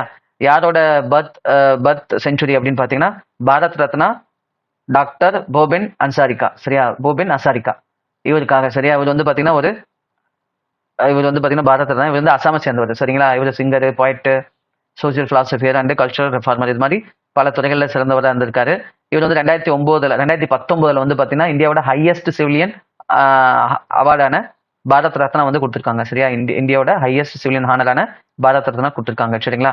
அடுத்து வேற என்னென்ன காயின்ஸ் வந்துட்டு கமெமரேட்டிவ் காயின்ஸ், அதாவது ஞாபகார்த்தமா வந்துட்டு வேற என்னென்ன காயின்ஸ் வந்துட்டு reserve bank of India publish பண்ணிருக்காங்கன்னா, இப்ப நம்ம இந்த இது இருக்கு இல்லைங்களா, பாம்பே ஸ்டாக் எக்ஸ்சேஞ்சு BSCன்னு சொல்லுவோம். அவங்க வந்து பாத்தீங்கன்னா 150 years வந்து கம்ப்ளீட் பண்ணிருக்காங்க. இதுக்காகவும் விட்டுருக்காங்க. சரியா? 150 ரூபாய் காயின் விட்டுருக்காங்க. அடுத்து வந்து பாத்தீங்கன்னா இந்த 50th anniversary of Sikkim statehood. சரியா? அதாவது சிக்கிமோட ஸ்டேட்ஹுட்னு என்ன சொல்லுவோம்னா மாநில அந்தஸ்து. சரியா, 22வது மாநில அந்தஸ்து. 22nd ஸ்டேட் ஸ்டேட்டஸ் கொடுத்துருக்காங்க. சரியா, அது எப்போ கொடுத்தாங்கன்னா 1975 கொடுத்தாங்க. அது கொடுத்து இப்போ ஒரு 50 வருஷம் ஆகிறதுனால ஒரு 50 ரூபா காயினை ரிலீஸ் பண்ணியிருக்காங்க. சரியா, 50 ருபீஸ் காயினை Reserve bank of India release பண்ணியிருக்காங்க. சரியா, அதை நாகர்த்தமா கமமரேட்டிவ் காயின்ஸை இஷ்யூ பண்ணியிருக்காங்க. அடுத்து வந்து பார்த்தீங்கன்னா லோக்மாதா. சரியா, லோக்மாதா தேவி அகிலியாபாய் ஹோல்கர். சரியா, லோக்மாதா தேவி அகிலியாபாய் ஹோல்கர். இவங்க வந்து பார்த்தீங்கன்னா 300 வருஷம் ஆகுதுங்களா. சரியா, 300 இயர்ஸ் நினைவு கூறும் வகையில் ஒரு 300 காயின்ஸை வந்துட்டு reserve bank of India publish பண்ணியிருக்காங்க. அடுத்து வந்து பார்த்தீங்கன்னா இந்த 1950 வந்துட்டு அக்ரிகல்ச்சர் மினிஸ்டர் இருந்தார்ல, இந்த பஞ்சாப் ராவ் தேஷ்முக். சரியா, இவருக்கு வந்து 125 வயசு பர்த்டே செலிப்ரேட் பண்ற விதமா 120 ருபீஸ் காயினை இஷ்யூ பண்ணியிருக்காங்க. சரியா, அதுக்கப்புறம் நம்ம ராஜராஜ சோழன் இருக்கார் இல்லைங்களா, அவரோட கடற்படையோட வெற்றியை நினைவு கூறும் வகையில வந்து பாத்தீங்கன்னா 1000 ருபீஸ் காயின் வந்துட்டு விட்டுருக்காங்க. யாரு? ராஜராஜ சோழா. சரியா, ராஜேந்திர சோழா 1. இவரோட அந்த கடற்படை. சரியா, நேவல் எக்ஸ்பெடிஷன் சொல்லுவோம். நேவல் எக்ஸ்பெடிஷன் சொல்லுவோம். சரியா, அந்த கடற்படை பயணத்தோட வெற்றியை நினைவு கூறும் வகையில என்ன பண்ணிருக்காங்க Reserve bank of India Rajendra Chola ஒன்னோட கடற்படை இது வெற்றியை வந்து நினைவு கூறும் வகையில வந்து பாத்தீங்கன்னா 1000 இயர்ஸ் ஆகுது அப்படிங்கிறதுக்காக 1000 ரூபாய் காயின் வந்துட்டு ரிசர்வ் பேங்க் ஆஃப் இந்தியா வெளியிட்டிருக்காங்க. சரியா, ரிலீஸ் பண்ணிருக்காங்க. சரிங்களா, ரைட். அடுத்தது பாருங்க. அடுத்தது இது ஓகேங்களா. இதில் கிட்டத்தட்ட எத்தனை காயின்ஸ் பார்த்தீங்கன்னா இன்னொன்று விட்டுருக்காங்க. அது ஆர்எஸ்எஸ்க்கு. இந்த ஆர்எஸ்எஸ்ன்னு சொல்லுவோம் இல்லைங்களா, பிஜேபியோட ஆர்ஜின். அவங்க வந்துட்டு ஸ்டார்ட் பண்ணி 100 வருஷம் ஆகிறதுக்காக இதுக்கும் ஒரு கமமரேட்டிவ் காயினை இஷ்யூ பண்ணியிருக்காங்க. சரி, எதுக்கு பண்ணியிருக்காங்க? பாம்பே ஸ்டாக் எக்ஸ்சேஞ்சுக்கு வந்துட்டு 150 ரூபா காயின். அடுத்து வந்து சிக்கிம் ஸ்டேட் ஹூடுக்கு வந்துட்டு 50 ரூபா காயின். அடுத்து லோக்மாதா தேவி அகிலியாபாய் ஹோல்கர் குயினோட 30வது பர்த் ஆனிவர்சரிக்காக 300வது பர்த் ஆனிவர்சரிக்காக 300 ரூபாய் காயின். அடுத்தது என்னத்துக்கு விட்டுருக்காங்க? இவர் பஞ்சாப் ராவ் தேஷ்முக் வந்துட்டு 125 வயசு ஆகிறதுக்காக அவருக்கு ஒரு காயினை விட்டுருக்காங்க. 125 வயசை நினைவு கூறும் வகையில் அதுக்கு ஒரு காயின் விட்டுருக்காங்க. அடுத்தது வந்து பார்த்தீங்கன்னா 1000 ருபீஸ் காயின் எதுக்கு விட்டுருக்காங்க? ராஜேந்திர சோழா 1 நேவல் எக்ஸ்பெடிஷனுக்காக 1000 ருபீஸ் காயினை இஷ்யூ பண்ணியிருக்காங்க ஆர்பிஐ. சரி, அதெல்லாம் ஞாபகம் வச்சுக்கோங்க. ரைட். அடுத்து பாருங்க.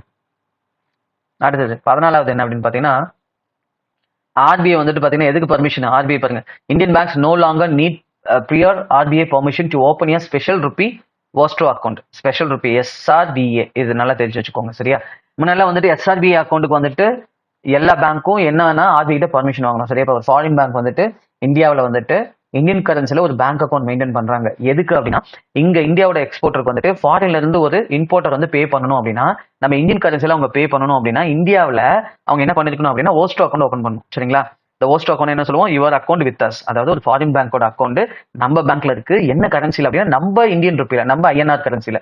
சரியா, நம்ம ஐஎன்ஆர்ல இந்தியன் ருப்பில ஃபாரின் பேங்க் வந்துட்டு நம்ம இந்தியாவில் ஏதோ ஒரு பேங்க்ல அக்கௌண்ட் ஓப்பன் பண்ணிருக்காங்க. எதுக்கு அப்படின்னா, நம்ம எக்ஸ்போர்ட்டர், நம்ம ஆள் வந்துட்டு என்ன பண்ணிருப்பாரு, ஃபாரினுக்கு ஒரு பொருளை அமைச்சிருப்பாரு. சரியா, அதே மாதிரி ஃபாரினர் வந்துட்டு பாத்தீங்கன்னா நம்ம இந்தியன் கரன்சில நம்ம கஸ்டமருக்கு பே பண்ணணும் அப்படின்னா அவங்க என்ன பண்ணணும்? அந்த பேங்க் வந்துட்டு அந்த ஃபாரின் இம்போர்ட்டர் இருக்காங்க இல்லையா, அவரோட பேங்க் வந்துட்டு இங்க ஒரு அக்கௌண்ட் ஓப்பன் பண்ணிருப்பாங்க நம்ம பேங்க்ல, நம்ம இந்தியன் பேங்க்ல. என்ன ருப்பியில? இந்தியன் கரன்சில. அதை நம்ம என்னன்னு சொல்லுவோம் அப்படின்னா ஓஸ்ட்ரோ அக்கௌண்ட் சொல்லுவோம். ஓஸ்ட்ரோ அக்கௌண்ட்டுக்கு வந்துட்டு பாத்தீங்கன்னா ஃபாரின் பேங்க்கும் சரி நம்ம இந்தியன் பேங்க்கும் சரி ஆர்பிஐ ஸ்பெஷல் பர்மிஷன் வாங்கணும்.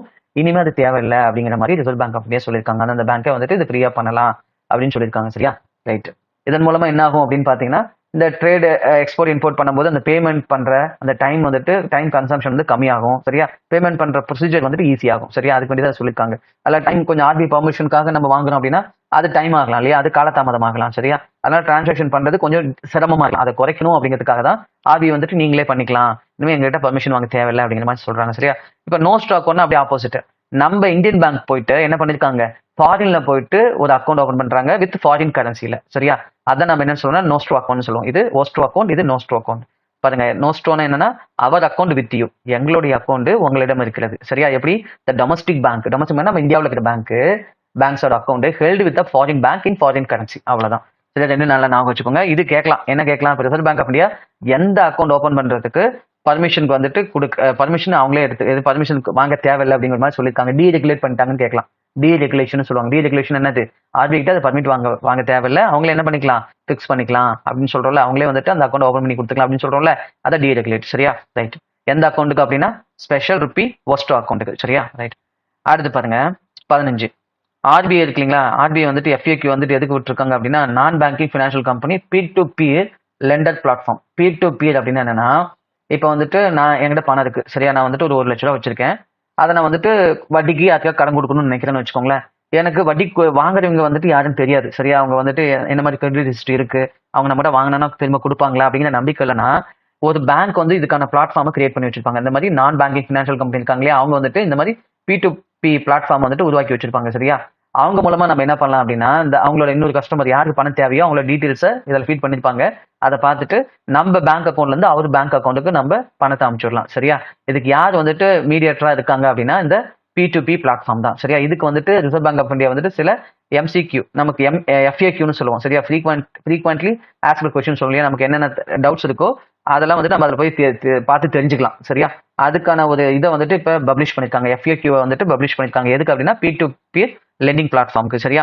இப்போ இவங்கள அந்த ஒரு நான் பேங்கிங் ஃபினான்ஷியல் கம்பெனி வந்துட்டு ஒரு பி டு பி பிளாட்ஃபார்மை வந்துட்டு ஸ்டார்ட் பண்ணணும்னா, அவங்களோட நெட் ஓன்டு ஃபண்ட், அவங்களோட சொந்த மூலதன தொகை என்ன இருக்கணும்னா 2 crores இருக்கணும். மினிமம் 2 crores இருக்கணும். சரியா? அதே மாதிரி ஒரு சிங்கிள் லெண்டர் வந்துட்டு இந்த ஆப் மூலமா மொத்தமா எவ்வளவு கொடுக்கலாம் அப்படின்னா, எல்லா அப்ளிகேஷன்லயும் 50 லட்சம் வரைக்கும் அதிகபட்சம் என்ன பண்ணலாம், அவங்க கடன் கொடுக்கலாம். சரியா? அதே மாதிரி சிங்கிள் பாரோவர், அதாவது ஒரு கடன் வாங்குறாருன்னா எல்லா ஆப்லயும் மொத்தமா அவர் எவ்வளவு கடன் வாங்கியிருக்காருன்னா அதிகபட்சம் 10 லட்ச ரூபா வரைக்கும் கடன் வாங்கிக்கலாம். இதெல்லாம் கேட்பாங்க. சரியா? அடுத்தது ஒரு single lender exposure to 1 borrower across all platform, limit வந்துட்டு 50,000. சரியா? ஒரே ஒரு சிங்கிள் லெண்டர் வந்துட்டு ஒரே ஒரு பாரோவருக்கு, சரியா, ஒரு கடன் கொடுக்குறவரு ஒரு பாரோவருக்கு எல்லா பிளாட்ஃபார்ம் மூலமும் எவ்வளவு தொகை அதிகபட்சம் கொடுக்கலாம்னா 50,000. இந்த 50 lakhs என்னன்னா எல்லா பிளாட்ஃபார்மையும் சேர்ந்து ஒரு லெண்டர் எவ்வளவு வந்துட்டு கடன் கொடுக்கலாம்னா 50 லட்சம்.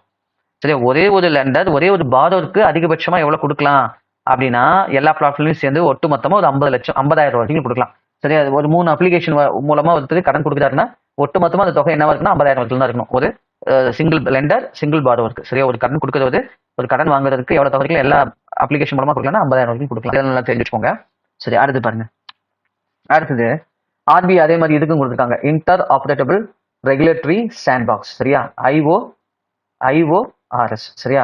எதுக்கு ரிசர்வ் பேங்க் ஆஃப் என்ன பண்ணிருக்காங்க அப்படின்னா, எஃப்ஏக்யூ வெளியிட்டிருக்காங்க. இது எதுக்கு அப்படின்னு பாத்தீங்கன்னா பாருங்க, regulatory sandbox refers to live testing of new product services. இந்த ஃபினான்ஷியல் ப்ராடக்ட்ஸ் நியூ அப்ளிகேஷன் வந்து லான்ச் பண்றாங்க.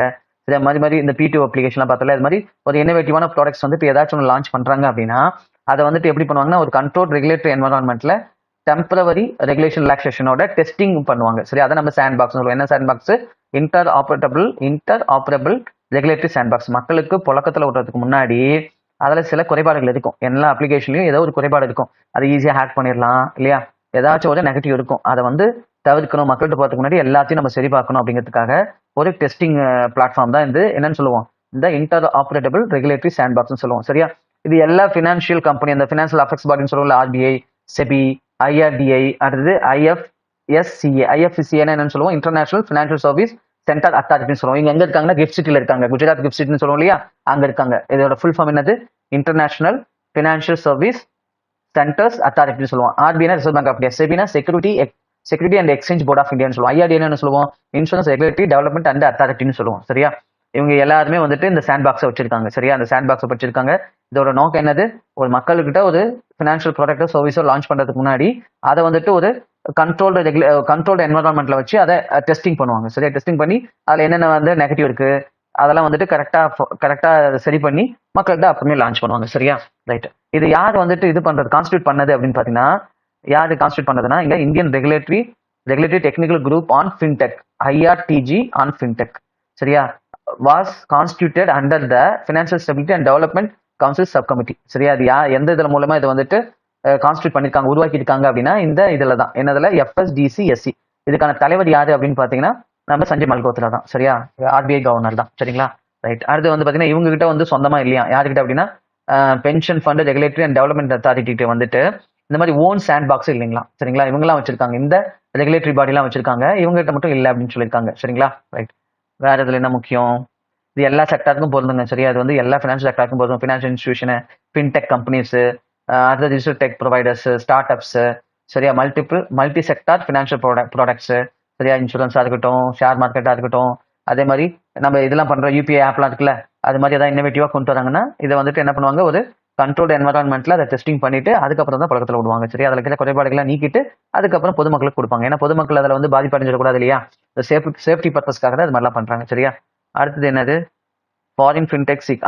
இது இன்னத்துக்கும் வழிவகுக்கும். அதாவது நம்ம இந்தியாவில் இருக்கிற கம்பெனிஸ் வந்து ஃபாரின்ல போயிட்டு அவங்களோட ஃபின்டெக் ப்ராடக்ட்டை லான்ச் பண்றதுக்கும், அதே ஃபாரின்ல இன்னோவேட்டிவான ஃபின்டெக்லாம் இருக்கு இல்லையா, ஃபினான்ஷியல் டெக்னாலஜி ஓரியன்டான ஃபினான்ஷியல் சர்வீசஸ் அண்ட் ப்ராடக்ட்ஸ் இருக்கு இல்லையா, அது இந்தியாவில் லான்ச் பண்றதுக்கும் இந்த இது வந்துட்டு சப்போர்ட்டா இருக்காங்க. இது ரெகுலேட்டரி சாண்ட் பாக்ஸ் RS வந்துட்டு சப்போர்ட்டா இருக்கு அப்படின்னு சொல்லி சொல்றாங்க. சரிங்களா, ரைட்டுங்க.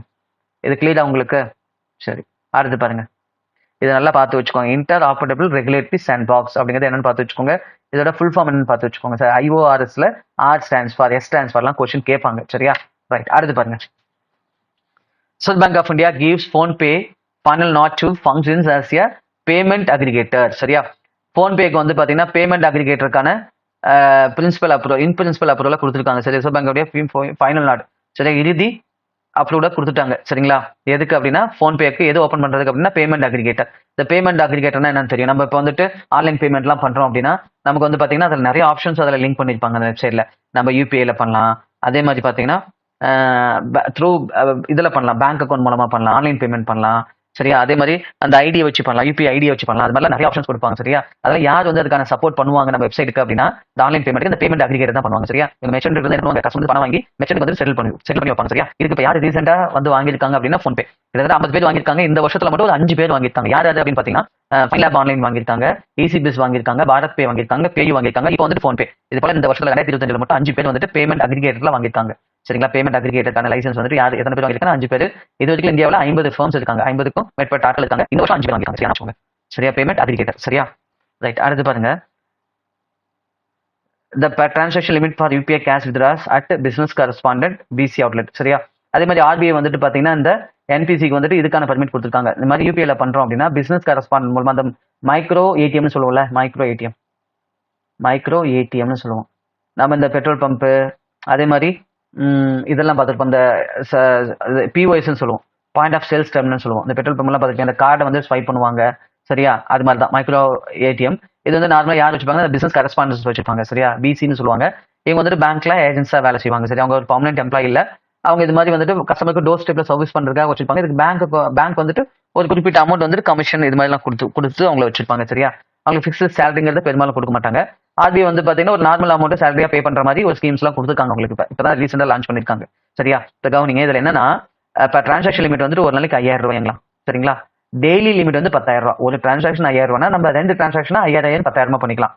மந்த்லி லிமிட் என்னன்னா 50,000 ரூபாய் வரைக்கும். சரியா, இப்போ பேங்கே இல்லாத ஏரியாவில் ஒரு பிசினஸ் கரஸ்பாண்டன்ட் போறாரு, அங்க மக்கள் வந்துட்டு அவங்க அக்கௌண்ட்ல இருக்கிற டெபாசிட் அமௌண்ட்டை எடுக்கணும்னு நினைக்கிறாங்கன்னா அவர்கிட்ட ஒரு ஹேண்ட் டிவைஸ் இருக்கும். சரியா, அந்த டிவைஸ்ல என்ன பண்ணிக்கலாம், அந்த கஸ்டமர் அவரோட ATM கார்டு இன்சர்ட் பண்ணிட்டு எனக்கு ஒரு 5000 ரூபாய் கொடுங்கன்னா ஒரு 5000 ரூபாய் என்டர் பண்ணிட்டு இவர் எடுத்துட்டு போன காசா அவருக்கு கொடுத்துருவாரு 5000 ரூபாய்.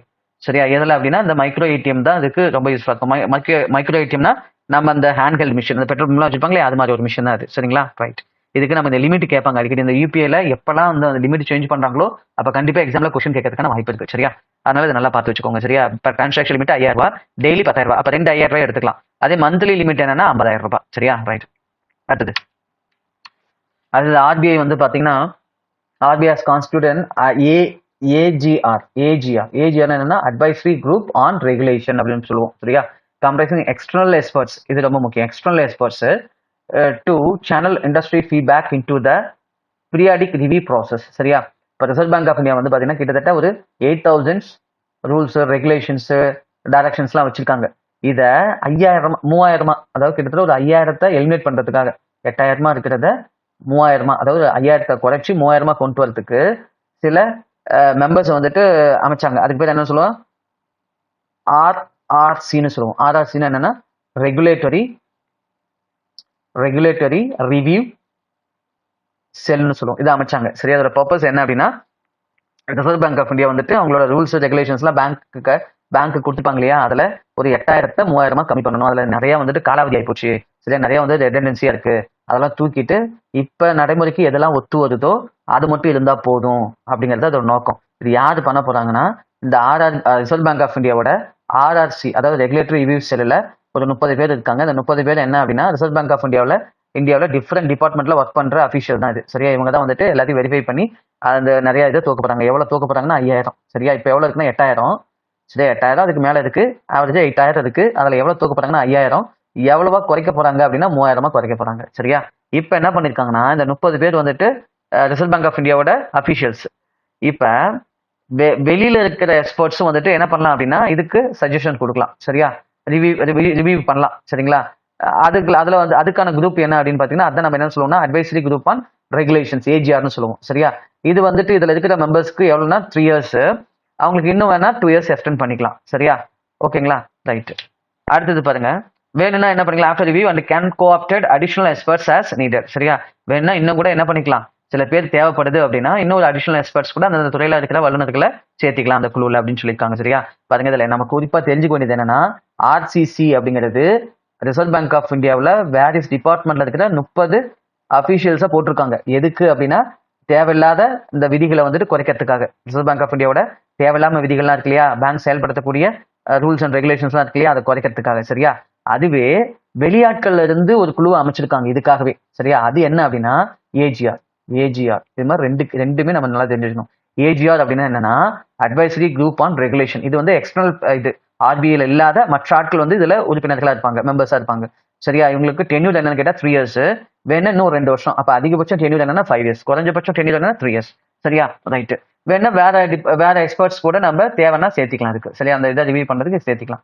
அதே மாதிரி யார் வந்துட்டு இதுக்கு சேர் தலைவர் யாரு அப்படின்னா இந்த ஆர்சிசிக்கு யாரு தலைவர் அப்படின்னா RBI governor, Reserve bank of India governor. அதே போல இந்த ஏஜிஆருக்கு வந்துட்டு யாரு சார்ஜ் பர்சன் அப்படின்னா சார்ஜ் பர்சன் யாரு அப்படின்னு பாத்தீங்கன்னா இவருங்க யாரு, ஸ்டேட் பேங்க் ஆஃப் இந்தியாவோட மேனேஜிங் டைரக்டர் ராணா அசுதோஷ் குமார் சிங் தான் வந்துட்டு என்னன்னா எதுக்கு சார்ஜ் பர்சன் இந்த ஏஜிஆருக்கு. சரியா, ரைட்.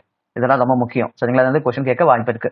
அடுத்து பாருங்க, அடுத்து என்னன்னா ரிசர்வ் பேங்க் ஆஃப் இந்தியா வந்து பாத்தீங்கன்னா unveil microsite showcasing bank note design and security elements. சரிங்களா, அதாவது பாத்தீங்கன்னா ஒரு மைக்ரோசைட்டை வந்து reserve bank of India launch பண்ணிருக்காங்க. எதுக்குன்னா பேங்க் நோட்டோட டிசைன்ஸ் அந்த செக்யூரிட்டி எலிமெண்ட்ஸ் வந்துட்டு மக்கள் தெரிஞ்சுக்கணும், மக்களுக்கு எஜுகேட் பண்றதுக்காக. சரியா, மக்களுக்கு அதே மாதிரி ஒரு ஸ்டூடெண்ட்ஸா நம்ம தெரிஞ்சுக்கிறதுக்கு.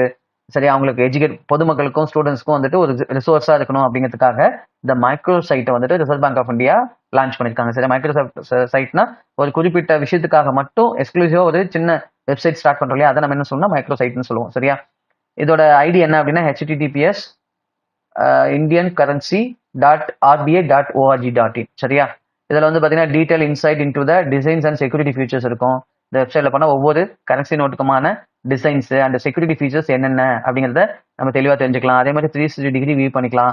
அதே மாதிரி ஜென்யூன் நோட்டா அல்லது கல் நோட்டா அப்படிங்கிறது தெரிஞ்சுக்கலாம். சரியா, அதை கண்டுபிடிக்கிறதுக்கான என்னென்ன இதெல்லாம் இருக்கு அப்படிங்கிறத தெரிஞ்சுக்கலாம், என்னென்ன செக்யூரிட்டி ஃபீச்சர்ஸ்லாம் இருக்கு அப்படிங்கிறத டீட்டெயிலாக தெரிஞ்சுக்கலாம்.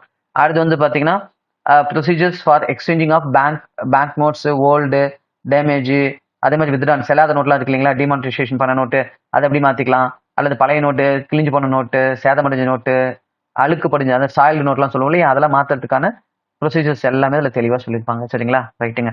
நம்ம பார்த்த அந்த 20மே ரொம்ப ரொம்ப முக்கியம். சரிங்களா, கண்டிப்பா அதுல இருந்து உங்களுக்கு கொஸ்டின்ஸ் வரதுக்கான வாய்ப்பு இருக்கு. சரி, எல்லாம் நல்லா பார்த்து வச்சுக்கோங்க. சரியா, அப்படியே ஜஸ்ட் ஒரு கிளான்ஸ் அப்படியே பார்த்துக்கோங்க. இந்த பிடிஎஃபா வேணும்னா நம்ம அருண் அகாடமி டெலிகிராம் சேனல்ல ஷேர் பண்ணிருக்கேன். சரியா, நீங்க அந்த சேனலை ஜாயின் பண்ணிட்டு டவுன்லோட் பண்ணிக்கலாம். அந்த சேனலுக்கான லிங்க்கும் இந்த வீடியோட டிஸ்கிரிப்ஷன்ல கொடுத்துருக்கேன். சரிங்களா, நீங்க அதில் ஜாயின் பண்ணிட்டு டவுன்லோட் பண்ணிக்கலாம். சரிங்களா, அதே போல நீங்க இப்பதான் ஃபர்ஸ்ட் டைம் நம்ம அருண் அகாடமி சேனல் விசிட் பண்றீங்கன்னா மறக்காம நம்ம சேனல் சப்ஸ்கிரைப் பண்ணிக்கோங்க. உங்க ஃப்ரெண்ட்ஸும் இது போல பேங்க் எக்ஸாமுக்கு ப்ரிப்பரேஷன் பண்ணிட்டு இருக்காங்கன்னா அவங்களுக்கும் இந்த வீடியோ ஷேர் பண்ணுங்க. டெஃபினட்டா அவங்களுக்கும் ரொம்ப யூஸ்ஃபுல்லா இருக்கும். நம்ம இதே மாதிரி ஒரு இம்பார்ட்டன்ட் கண்டென்ட்டோட நெக்ஸ்ட் வீடியோல மீட் பண்ணலாம். தேங்க்யூ ஃபார் வாட்சிங் அருண் அகாடமி சேனல்.